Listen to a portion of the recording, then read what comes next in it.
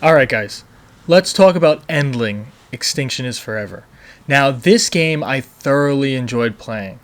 It was obviously about a fox, as I mentioned in my intro, and the general premise is that the world is declining as an effect of overpopulation and pollution, and the mother fox that you play as is in charge of sheltering her cubs through the different seasons of life. And I mean this term seasons literally because the game takes you day by day through different seasons. So you start off in winter and eventually it becomes spring and then summer. And through the course of the game, what you are doing is foraging for food, feeding your cubs, and finding different clues as to the location of one cub that has been kidnapped by a human. Now, the human in question is a scavenger in a semi-post-apocalyptic world that this is set in. And it's not really after any particular apocalypse. It's kind of the apocalypse of whether the human race can burn out all its resources. And you see that happen throughout the game as the epic deforestation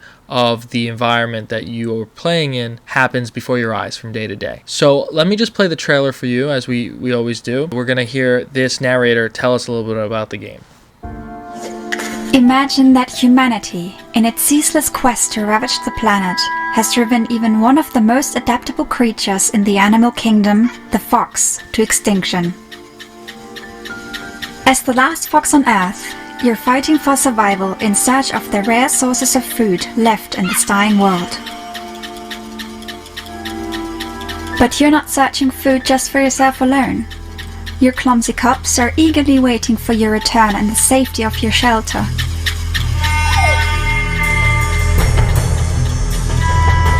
Until that fateful day, when something or someone takes one of your young foxes. The loss of a youngling is a heartbreaking, gut-wrenching moment, but as long as there's hope, the vixen will try everything to get it back. This is where your keen sense of smell comes in handy. You can sense the smell of your cub and can even sense some traces left behind. Dropped objects tell you the story of what happened at these locations. Your sensing skills are also very useful to find prey, as animals also leave a trace you can smell and follow. And you will need that skill, because your other cubs still need your attention. As they grow up, they will leave the shelter and accompany you on your nightly adventures.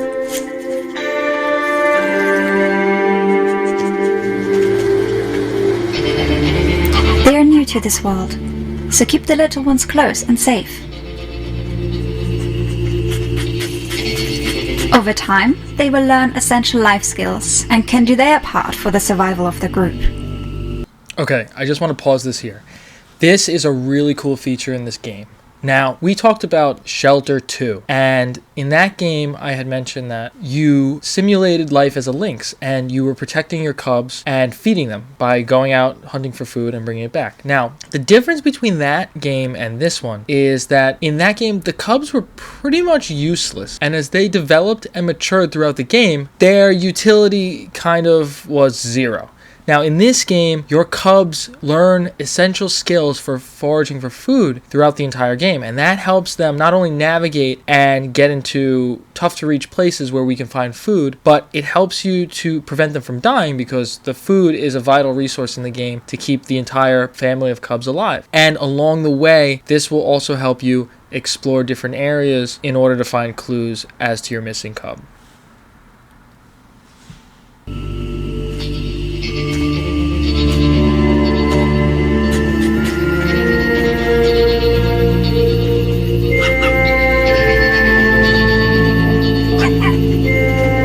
Nights are dangerous enough when perilous traps and other predators threaten your cubs. But during the day, the most dangerous predators of them all start roaming the world. Humans. It's your job to guide your vulnerable cubs safely through the dystopian future of an exploited Earth. Did you guys just see that? When it introduced the hostile force of humans into the game just there, you notice that the fox mother got shot. Now, I like this feature in the game where it has very high stakes, because one bullet from any of the enemy humans will kill the fox, and you're going to have to start over from whatever the day is. So the game takes place in cyclical days. It's basically you're staying up all night foraging for food, finding clues, and then you go back to sleep with your cubs for the day, and you come back the next nightfall. Now, the second you get shot, you have to go back to the beginning of that day, and it creates a little bit of a high tension situation where you are definitely trying to avoid all danger as much as possible. And there are other features in the game that help you to avoid humans and other hostile forces, like other animals such as owls and badgers.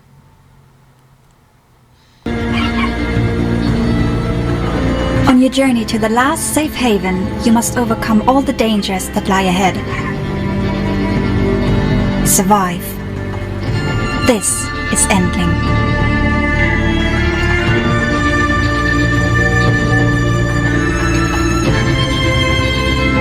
Okay. What I find interesting about the gameplay in this game is that, as opposed to most 3D platformers or 2D side-scrollers, this game would technically be considered a 3D side-scroller in the sense where everything is modeled in 3 dimensions, but you can only move side to side. Then, when you go forward and backwards in the plane of view, the camera angle changes. So you can traverse a 3D map, but you're always moving side to side, and you can make turns that break the fourth wall, but the camera angle will change so that you continue to move from left to right as you control the fox, which is a very interesting style, and it keeps it a little constrained in your movements because you have to move along the path that is set before you throughout the map. And there are many intersections and routes you can take throughout the sandbox area, but it is somewhat limited to your mobility. Not to mention, as the days progress throughout the game, you unlock different areas and continue to explore an ever-expanding world. And like I said before, that world is constantly changing in its appearance due to the effect of deforestation and the humans influencing the landscape around you. So it's a very interesting kind of time-lapse effect you get while you play this game. You could go to sleep one day and wake up the next, and the entire forest you were sleeping in could be just stumps. It's very interesting. Now, like I said before, I really like this game. I'm going to give it a 3 out of 5 for gameplay, only because of that limited factor of mobility I was mentioning before, where you can kind of only side scroll in what seems to be a 3D world. But apart from that, it is really well made, very interactive. I'm also going to say that the storyline is really good. I really like the idea of this lost cub. It's very similar to Shelter Generations' Paw, but instead of being a lost cub looking for its mother, you are the mother and the cubs looking for the lost pup. But there's more to the storyline than just that, because as you embark on your journey, you befriend other wildlife that help you interact with the world. Quick travel from area to area is unlocked through the help of badgers, who initially start out as hostile, but you quickly befriend them, and they are able to offer their badger holes to you to quick travel throughout the map. Additionally, there is a pretty nuanced story being told about the antagonist and his human companions. I don't want to spoil anything, but it has a lot to do with life and death and grief and just the high stakes scenarios that they are in